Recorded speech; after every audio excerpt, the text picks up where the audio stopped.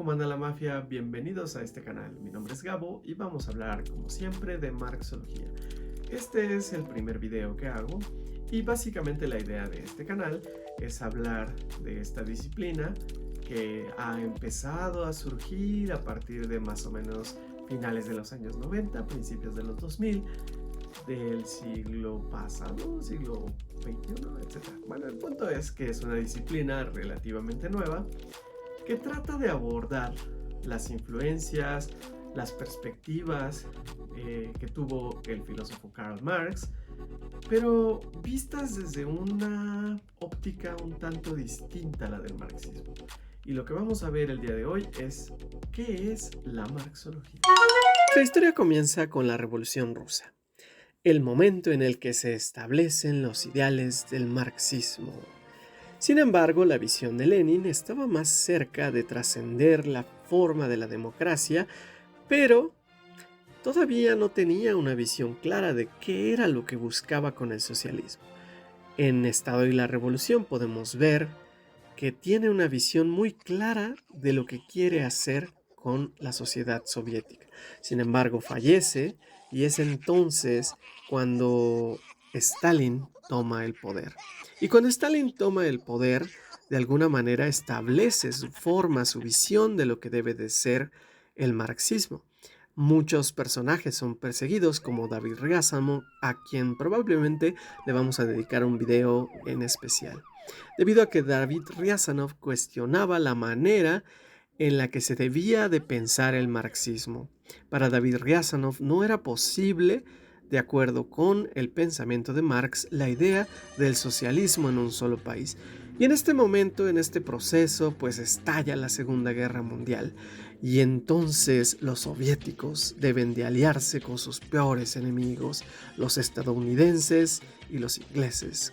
Y hay un momento épico en el que se reúnen Roosevelt, Churchill y Stalin en Ucrania y deciden que deben de organizar las fuerzas aliadas, lo que termina en realidad con la masacre de los japoneses.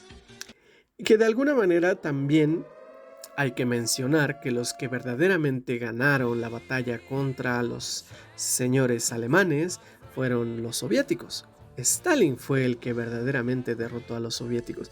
Y en ese momento comienza la construcción de una idea muy particular, la idea de la victoria. Y es ahí cuando Stalin comienza el proceso de difusión del marxismo soviético. El marxismo soviético se caracteriza específicamente por tener una visión muy acartonada de Marx. Sin embargo, Stalin fallece y comienza una batalla aparentemente fría, la famosísima Guerra Fría. Sin embargo, es el momento del establecimiento de los estados de bienestar, del Plan Marshall, muchos procesos historiográficos que no tenemos tiempo de revisar. En ese momento también surgen otras sociedades en China, por ejemplo, con Mao, que tienen una visión del marxismo muy poco ética. Sin embargo, la Guerra Fría fue todo menos eso, pues la guerra en realidad se prolongó al tercer mundo, al llamado tercer mundo, lo que provocó una crisis de refugiados sin precedentes, los que la mayoría recurrieron a refugiarse en las sociedades europeas, particularmente en Estados Unidos, y es cuando comienza la idea del sueño americano. Sin embargo, con la caída de Mao, surge Deng Xiaoping, uno de los teóricos marxistas más importantes. Él establece la educación del marxismo en China como obligatoria, aunque en realidad no suele ser estudiado con mucho detenimiento dentro de la sociedad en general. Sin embargo, sabemos que en China existe algo conocido como el Instituto Marx-Engels de Berlín. Sin embargo, cuando cae el muro de Berlín, cuando se vuelven a incorporar estas dos sociedades en 1989, surge la gran idea del triunfo del capitalismo. El triunfo del capitalismo es básicamente esta idea que defiende que se acabó el marxismo definitivamente, que ya no hay marxismo. Sin embargo, el marxismo nunca desapareció del todo. El marxismo simplemente se transformó, dejó de ser importante en las sociedades occidentales y tuvo un auge muy importante en ese tercer mundo que experimentó la Guerra Fría. En ese lugar surgió un pensador muy original, Ludovico Silva. Ludovico Silva fue un destacado escritor y filósofo venezolano, nacido el 23 de febrero de 1937 en Caracas. Reconocido por su amplia contribución a la literatura y al pensamiento crítico, Silva se convirtió en una figura influyente en la escena intelectual de su país. A lo largo de su vida, exploró una variedad de géneros literarios, desde la poesía hasta el ensayo y la crítica literaria. Sus obras se caracterizan por su profunda reflexión sobre la sociedad y la política, y su estilo se distingue por su agudeza y su capacidad para analizar las realidades contemporáneas. Además de su labor como escritor, Ludovico Silva también fue profesor universitario y se desempeñó un papel activo en el ámbito político de Venezuela. Su legado perdura como una voz crítica y comprometida con la defensa de los derechos humanos y la democracia en su país. Ludovico Silva falleció el 21 de junio de 1988, dejando un importante legado literario y filosófico que continúa generando inspiración hasta el presente. Ludovico Silva fue un escritor bastante prolífico y nos regaló algunas de las obras más interesantes que se pueden leer sobre la marxología.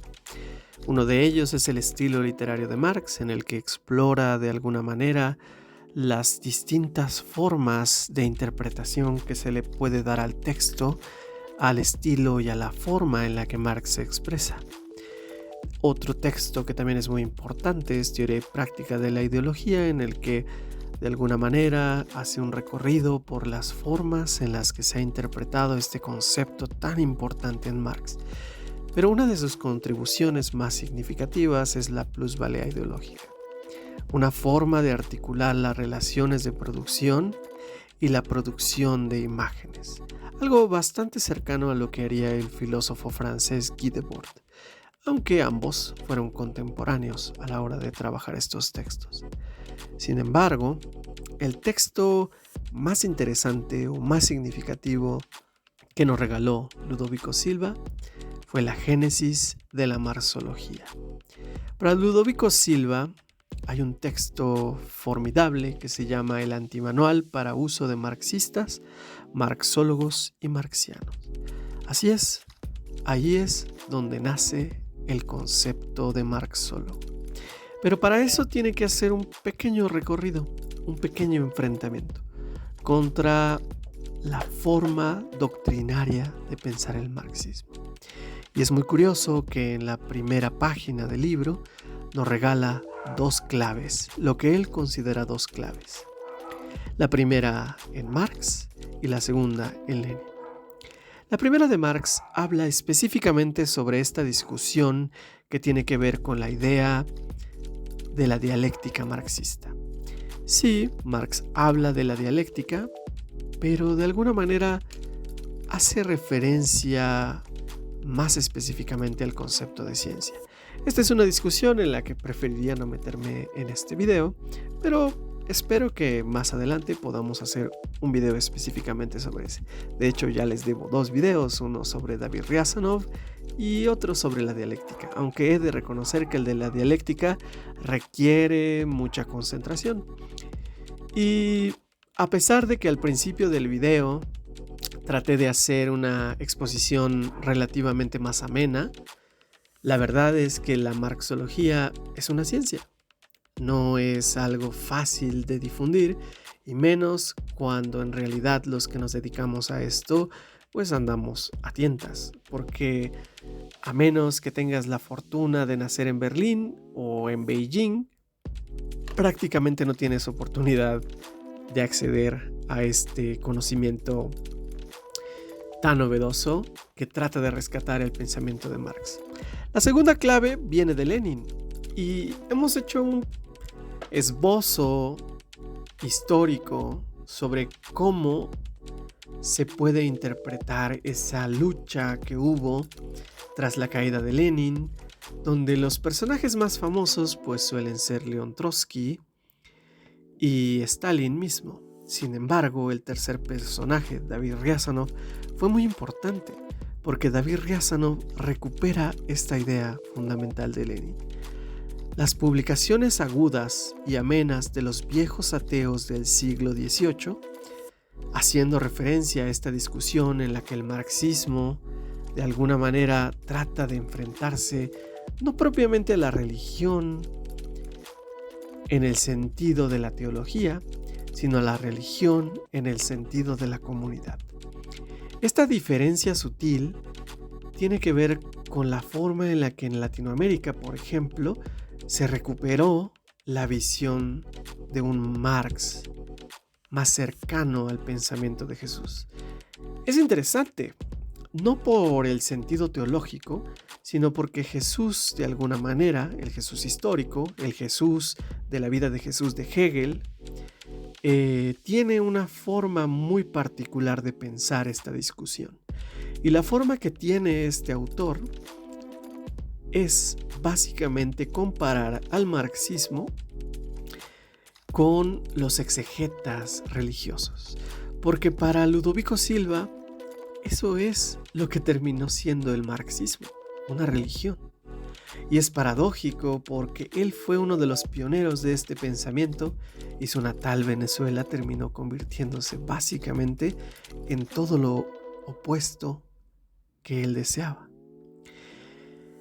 Escritas con talento que atacan ingeniosa y abiertamente al oscurantismo clerical dominante, resultarán a cada paso 1000 veces más adecuadas para despertar a la gente del letargo religioso. Insisto, no está hablando de la religión en un sentido teológico, está hablando de la religión en un sentido comunitario. Cómo operan las religiones. Y es curioso porque en la América Latina las religiones son un negocio. Y ahí se podría hacer eco de la famosa frase de Marx: la religión es el opio del pueblo. Aunque en otro video probablemente podamos trabajar esta discusión, Marx y la Biblia. Ahí hay un autor muy bueno que se llama José Porfirio Miranda, pero no nos desviemos de esta discusión.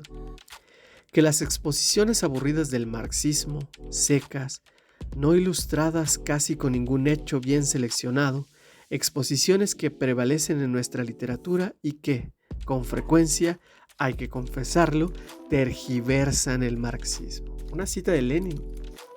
Y es interesante porque Lenin de alguna manera era consciente de a dónde podía conducirse el pensamiento marxista.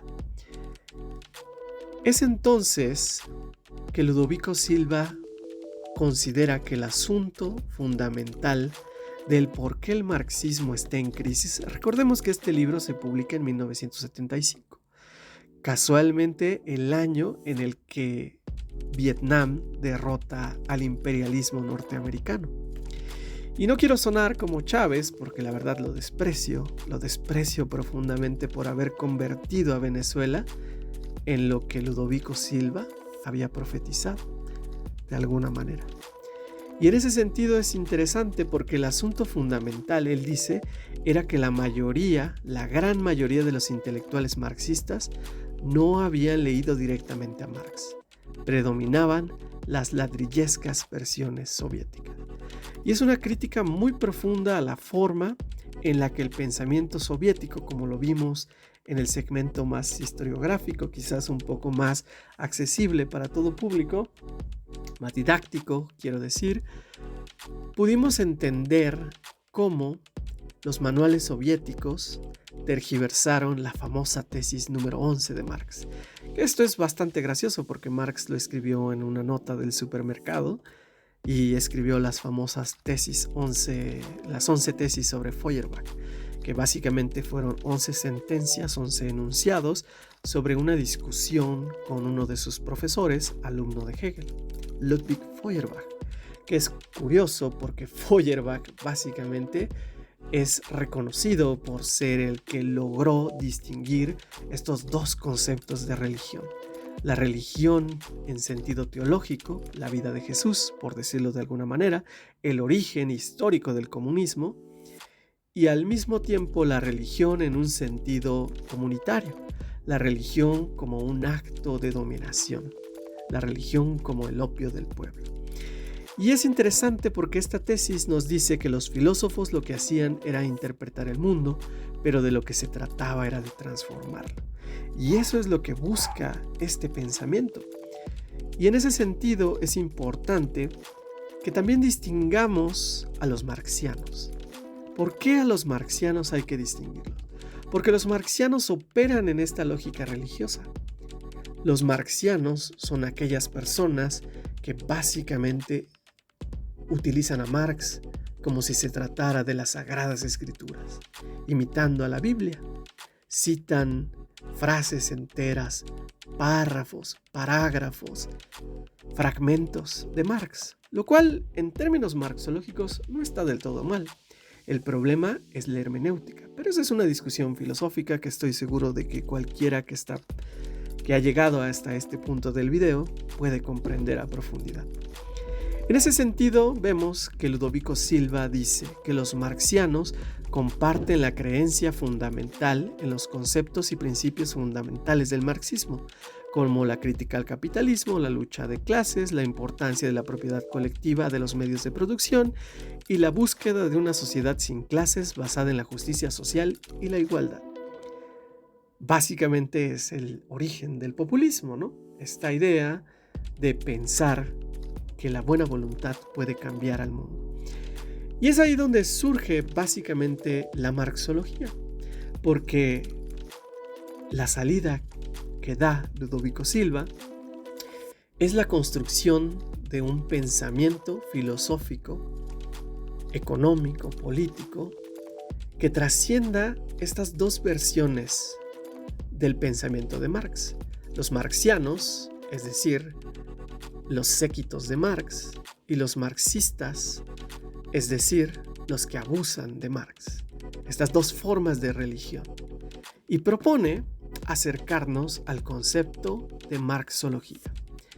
Pero esto no se queda aquí, porque de hecho este concepto fue adaptado por los alemanes, por los austriacos, por los holandeses y por los chinos, que son los lugares en donde podemos encontrar marxólogos en la actualidad. Aunque, si somos precisos, desde la construcción de la MEGA, la Marx-Engels-Gesamtausgabe, que traducido al español toscamente sería estudios sobre Marx y Engels, ¿no? Y en estos estudios, estos institutos que son financiados por la Unión Europea, cabe destacar, se dedican única y exclusivamente a estudiar el marxismo. Si tienen curiosidad, aquí les dejo el link en la descripción para que vayan y visiten esa página prohibida. Así es, financiada por la Unión Europea. Y del otro lado tenemos a los chinos, aunque la historia de China es fascinante, porque hubo alguien en este mundo que entendió la marxología y la utilizó para convertir a China en la nueva hegemonía mundial. Pero eso lo dejamos para otro video. Así que ahora ya lo tienen claro, la marxología es el estudio científico de los textos de Marx, de los textos de sus herederos y al mismo tiempo la búsqueda de intentar plantear soluciones no solo al capitalismo, no solo al socialismo, sino también a la relación que establecemos los seres humanos con la naturaleza. Porque en el fondo, la teoría del valor es eso, la relación entre las capacidades humanas y las necesidades humanas. Espero que hayan disfrutado este video. Muchas gracias. ¡Chao!